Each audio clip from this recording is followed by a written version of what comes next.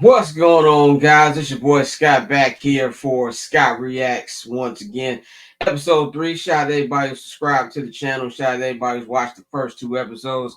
If this is your first episode, this is the very short show where I react to the latest news in the world of sports, where I give my unfiltered reaction right away before you get my more all the way thought through reaction on my other shows and things like that, man. So glad you're joining me. While you're at it, subscribe, like, comment, turn your notifications on, do all the good stuff, man. I'm trying to build up this community on this page. We only have like 274 subscribers right now, but let's boost them numbers up, man. This week is the final full week of I'm Not Gonna Hold You until August. So I'm all the content I'm doing during the month of July off season will be on here. So get in tune with that. Scott Lewis show is coming very soon, like within the next week to 10 days, man. But let's get into it, man. It has been a crazy trade weekend in sports, man, and it started on actually yesterday. All this stuff happened yesterday with the Orlando Magic trade, but we're gonna start off with the trade that shook the baseball world last night, and that is, excuse me, the trade of the Boston Red Sox sending All-Star and their best, player on the team, Rafael Devers, to the San Francisco Giants. The San Francisco Giants right now are only a game behind the Los Angeles Dodgers for first place in the NL West. For left-handed starter Kyle Harrison, right-handed starter Jordan Hicks, outfield prospect James Tibbs, and another prospect. The Red Sox will not be sending any money to San Francisco, and the Giants will pay the remainder of Devers' $250 million plus contract. Of course, remember that Devers signed a 13-year deal about a year or two with Boston. Now, we all know the drama between these two that came into this season. They wanted Devers to move to first base, play over there instead of playing at third base because they signed Alex Bregman, wanted him to be over there, and Devers wasn't with it. And they decided to move him to DH. We moved to DH, and they wanted him to go to first base, and he was like, "I'm not moving over there."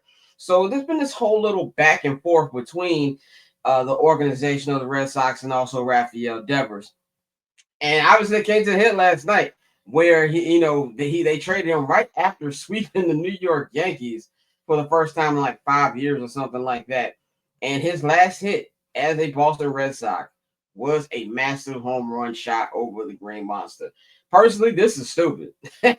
This is stupid. I don't understand what the Red Sox are doing. The Mookie trade was dumb. This goes up there. This is just as dumb to me. Now every player who was on that 2018 World Series roster is now gone. We all know how Mookie's career is gone since he's left Boston. He has won 2 more championships and in a better city with in a more prestigious team, I guess, in the Los Angeles Dodgers. He's been amazing. He's actually taken his stardom to a whole other level, playing with Shohei Ohtani, Freddie Freeman, and that very stacked Los Angeles Dodgers team. For Rafael Devers, this is perfect. I mean, they could have sent him somewhere crappy like Cleveland or my White Sox, but they get to send him to the West Coast, play for a great team in the San Francisco Giants who are playing well, who are right in this NL West fight. They are a game behind the Dodgers. They lost last night right after they got the news that Devers was coming. I love this for the Giants. This is perfect. And if you're a Red Sox fan, man, you got every right to be pissed off because the way the Red Sox have been playing these last 2 weeks, it's really felt like they've been coming along. Of course, they won against the Yankees last night. They swept the Yankees. They are a half game out of the final wild card spot in the American League and have won 5 in a row, including 8 of their last 10.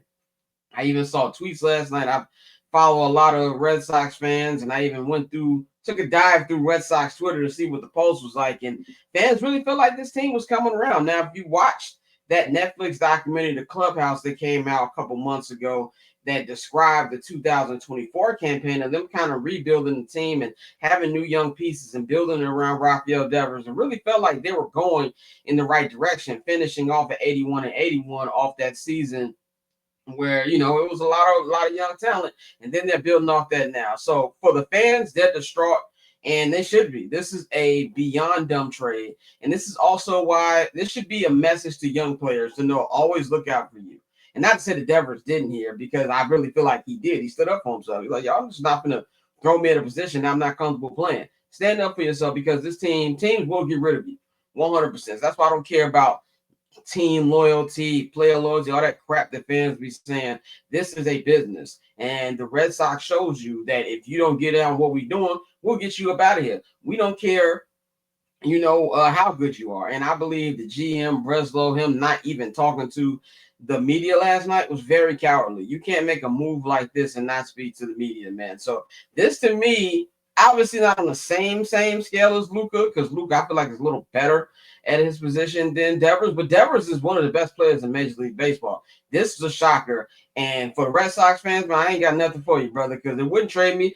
Wouldn't shock me if they go fully and rebuild again and get rid of Jarren Duran at the deadline. And this, to me, just tells me that this Major League Baseball deadline is going to be insane, man. So let's move on to the NBA. The first trade that happened yesterday, on Sunday, was the Orlando Magic, man. The Memphis Grizzlies sent All-Star.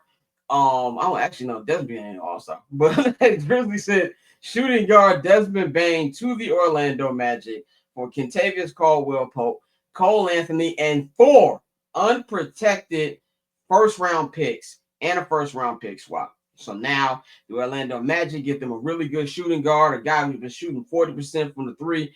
He has been really good and, leading that Grizzlies run to get them to where they've been in these playoffs these last couple of years. He's even held it down with Ja Morant missing time from injury and doing stupid shit like branding pistols. So I think from just a basketball perspective, I think this is a good move for Orlando from a basketball perspective, because now you add them to that core of Paolo Banchero, of Franz Wagner, and Jalen Suggs. This is a team that, yeah, they were a 5th seed this year, but they really weren't a 5th seed. We got to miss Paolo missed a gang of time at the beginning of the season. Franz Wagner didn't even play in that series till late in the series. So if you add a guy like Desmond Bane, I think this is a good fit basketball-wise. I do not like giving up the four first-round picks. We saw the Knicks did that with Mikal Bridges, giving up 5. Mikal didn't have the best postseason. Let's just be 100% real with it. He had a couple good plays in the Boston series, but overall, he was not good from the three-point line, which is really what they pay him to do. So from a basketball perspective, I like it, but I just don't like giving up that many picks. I understand the NBA is wide open. We see it in the NBA Finals right now. I mean, we all expected the Thunder to be there, but nobody expected the Indiana Pacers to be 2 games away from an NBA championship like they are tonight. So I feel like if you're Orlando, yes, I get that you see the doors open and that, Jason Tatum's going to be out for at least this year, so that makes Boston less of a threat than they were. So I understand it a little bit. I just think the 4 first-round unprotected picks that's a lot. That's a lot for me for a player who's not an all-star. Just a little bit rich for my personal taste, but I understand the motivation of the front office because this is Orlando. You're not getting free agents. Nobody's signing with the Orlando Magic. I mean, just look at the 2 big stars they had before that.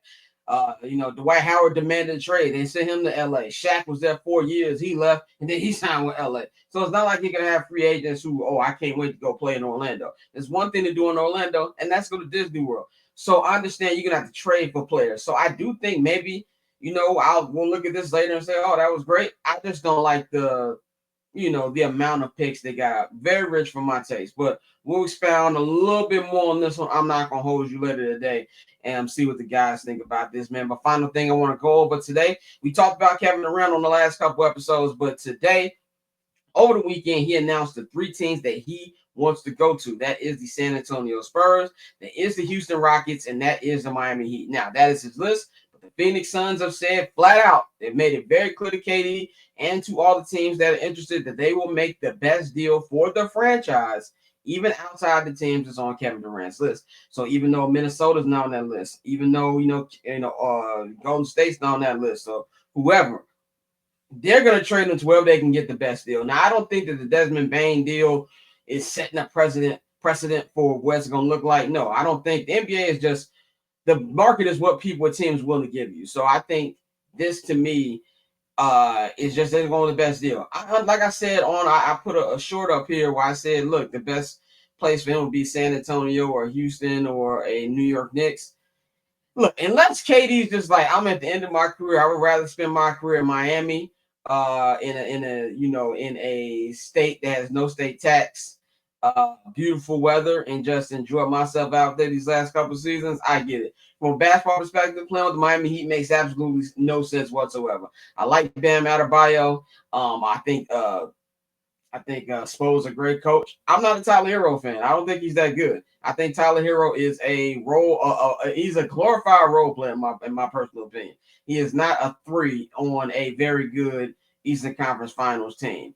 So that's just my opinion on that. If they're going to the Spurs or if you're going to the Rockets, I'm doing what you gotta do to get KD. I don't see a world where the Rockets would be able to get KD without giving up Jalen Green. So I think that might be something that they're a little bit hesitant to do.